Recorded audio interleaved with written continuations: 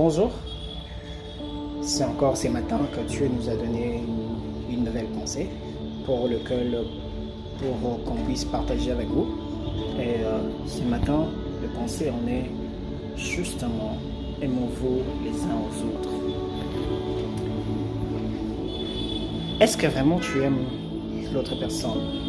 Il est écrit, les pharisiens demandaient à Jésus, disant, quel est le plus grand commandement?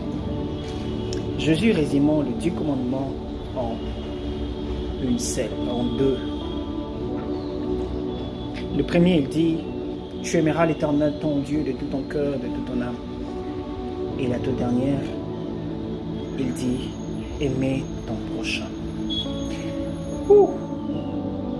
Aimer les prochains. Très facile de le dire, mais difficile de le faire. Il est vraiment facile de dire je aime mon prochain, mais en réalité je ne l'aime pas. Très facile de prétendre que tu aimes une personne, en réalité tu ne l'aimes pas. Parce que l'amour, on ne le voit pas. C'est quelque chose qui se démontre, c'est quelque chose qu'on doit faire paraître. Parce qu'en l'œil nu comme ça, on ne peut pas le voir. Il est écrit par l'abondance du cœur que la bouche parle. Si tu aimes ton prochain, ta manière de parler avec lui sera différente. De la même manière que tu aimes qu'on puisse parler de toi, de la même manière que tu aimes que les gens puissent te voir, te considérer, te parler,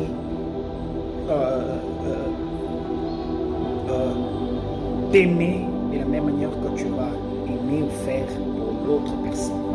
Mais la grande question que je me posais déjà, c'est comment devrais-je aimer mon prochain de la même manière que je m'aime. Une question presque sans réponse. Une question presque tout le monde devrait se poser. Une question que je suis sûr que tout le monde se pose. Comment devrais-je aimer mon prochain, de la même manière que je m'aime?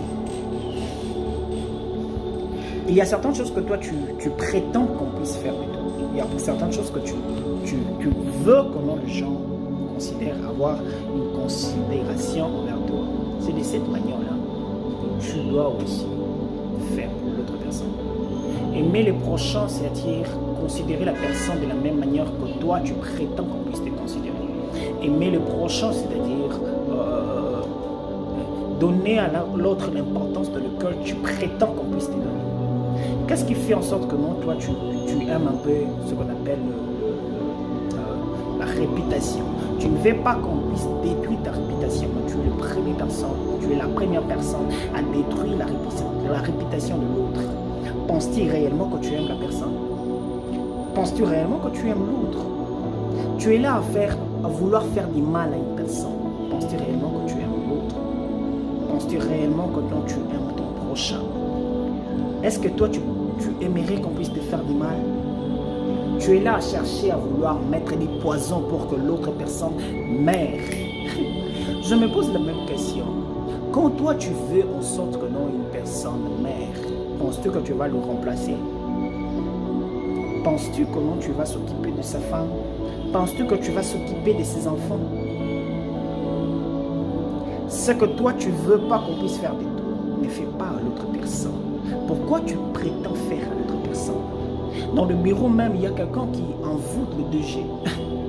Je me pose la même question. Je me posais la question en disant, quand tu as envoûté la personne, tu penses réellement que cette personne, tu as envoûté la personne pour que tu te considères beaucoup plus. Mais quand il sera renvoyé de ce travail, l'envoûtement ne pourra pas enlever. Parce que celui qui l'a mis l'envoûtement n'a pas la capacité de l'enlever. Quand tu veux faire du mal à une personne, mets-toi dans sa place. Il est très important de se voir parfois comme étant un étranger. Tu es dans une relation amoureuse avec une personne, commencez à voir votre relation comme étant un étranger. Tu es dehors de cette relation et tu veux le changement. C'est pas par là que tu fais, vous verrez que non, tu vas aimer une personne de la même manière que tu veux qu'on puisse t'aimer. Aimer l'autre personne, c'est-à-dire considérer l'autre comme toi, tu veux qu'on te considère. Aimer l'autre personne, c'est-à-dire mets-toi à la place de l'autre personne. Quand vous voulez faire du mal à une personne, tu te mets d'abord à sa place en disant, si c'était moi. Il y a quelques semaines, il y a quelques années, j'ai commencé à dire, si c'était Jésus qui réagissait comme ça, si c'était Jésus devant cette épreuve, allait-il réagir de la même manière que je fais? Commencer à dire cela permettra à ce que tu puisses avoir